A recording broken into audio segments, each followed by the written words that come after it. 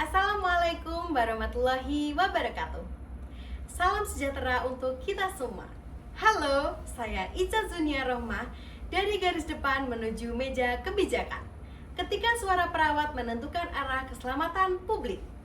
Bayangkan sebuah tenda pengungsian setelah banjir bandang melanda Aceh. Seorang perawat tidak hanya datang untuk mengobati luka, ia juga berusaha mengembalikan senyum anak-anak yang kehilangan harapan. Pada tahun 2026, RRI Indonesia memberitakan kisah seorang perawat bernama Arya Kusuma Aji, anggota Emergency Medical Team, yang bertugas membantu korban banjir bandang di Aceh. Saat bertugas memberikan pelayanan kesehatan, ia menyadari ada sesuatu yang tidak tercatat dalam rekam medis. Anak-anak hanya duduk diam, mereka kehilangan sekolah, kehilangan ruang bermain, bahkan kehilangan semangat untuk berinteraksi. Melihat kondisi tersebut, Arya tidak tinggal diam.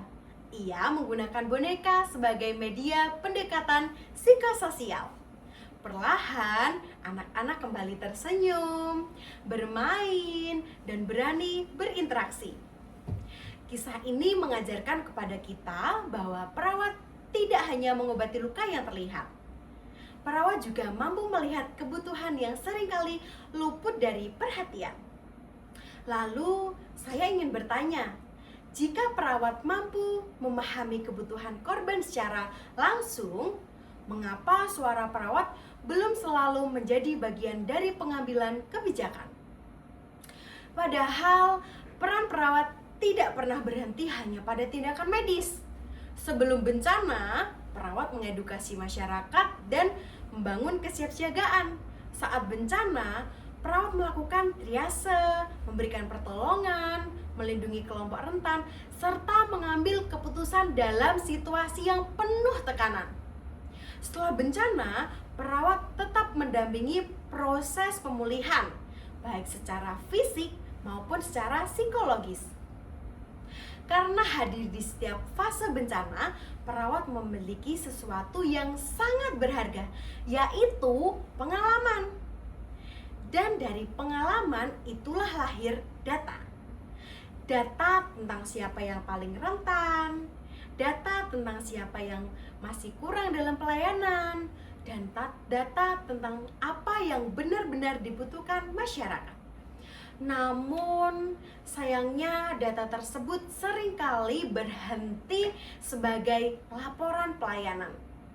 Padahal data itulah yang seharusnya menjadi dasar dalam menyusun kebijakan manajemen bencana.